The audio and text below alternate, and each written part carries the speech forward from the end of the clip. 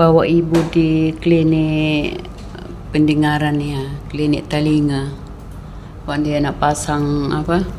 Nak pasang alat pendengaran tu. Kami ada di klinik ni.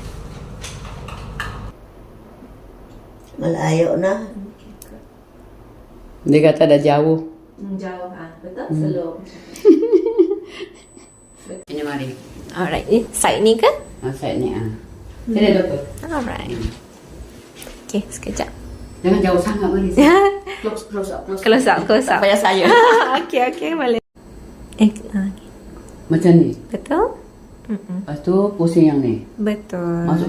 Masuk kat lubang Masuk tu. ke lubang telinga dia.